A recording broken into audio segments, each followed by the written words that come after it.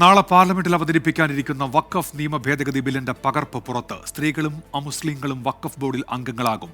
5 വർഷം ഇസ്ലാം മതം പിന്തുടർന്നവർക്കേ വഖഫ് നൽകാനാകൂ.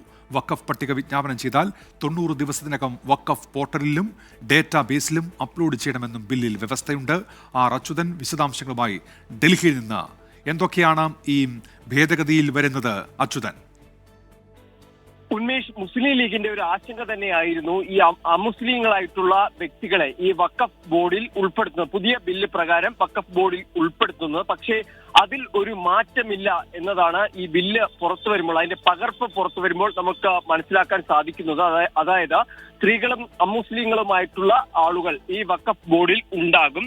ബോറോ, അഗഗനി വിഭാഗങ്ങളുടെ ക്ഷേമത്തിനായി പ്രത്യേക ബോർഡ് ഉണ്ടാകും. 5 വർഷം ഇസ്ലാം മതം പിന്തുടരുന്നവർക്കേ വഖഫ് നൽകാനാകൂ എന്ന ഒരു നിബന്ധനയും ഇതിലുണ്ട്. വഖഫ് ബൈ യൂസർ വ്യവസ്ഥയ്ക്ക് പകരം പുതിയ ബില്ലിൽ വഖഫ് ഡീഡ് ആണ് നിർബന്ധമാക്കിയിരിക്കുന്നത്.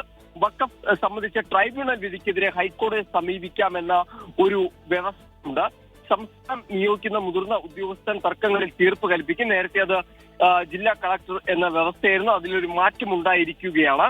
വഖഫ് പട്ടിക വിജ്ഞാപനം ചെയ്താൽ 90 ദിവസത്തിനകം വഖഫ് പോർട്ടലിലും ഡാറ്റാ ബേസിലും അപ്ലോഡ് ചെയ്യണം. അങ്ങനെ തുടങ്ങിയ പുതിയ വ്യവസ്ഥകളാണ് ഈ വഖഫ് ബില്ലിലെ നമുക്ക് മനസ്സിലാക്കാൻ സാധിക്കുന്നത്. ആ ബില്ലിന്റെ പകർപ്പ് പരിശോധിക്കുമ്പോൾ നമുക്ക് മനസ്സിലാക്കാൻ സാധിക്കുന്നത്, അതായത് മുസ്ലിം ലീഗ് ഉൾപ്പെടെയുള്ള മുന്നോട്ട് വെച്ചൊരു ആശങ്ക എന്നുള്ളത് ഈ അമുസ്ലിങ്ങളെ ഈ ബോർഡിൽ ഉൾപ്പെടുത്തുന്നതാണ്. അവർ പറഞ്ഞത് ക്ഷേത്ര കമ്മിറ്റികളിലായിരുന്നാലും ഇപ്പോൾ ക്രൈസ്തവ വിഭാഗങ്ങളുടെ കമ്മിറ്റികളിലായിരുന്നാലും അതുമായി ബന്ധപ്പെട്ട വിശ്വാസികളായിരുന്നു ഉൾപ്പെടുത്തിയിരുന്നത്. പക്ഷേ ഇവിടേക്ക് വരുമ്പോൾ ഇവിടെ അമുസ്ലിങ്ങളായിട്ടുള്ള ആളുകളെ ഉൾപ്പെടുത്തുന്നത് ശരിയായ ഒരു രീതിയല്ല. അതാണ് ഭരണഘടനാ വിരുദ്ധമായി തന്നെ ലീഗ് ചൂണ്ടിക്കാണിച്ചൊരു കാര്യം. പക്ഷെ അതിലൊരു മാറ്റമില്ല എന്നുള്ളതാണ് ഈ ബില്ല് അതിന്റെ പകർപ്പ് പരിശോധിക്കുമ്പോൾ നമുക്ക് മനസ്സിലാക്കാൻ സാധിക്കുന്നത്. ഉന്മേഷ്, ശരി.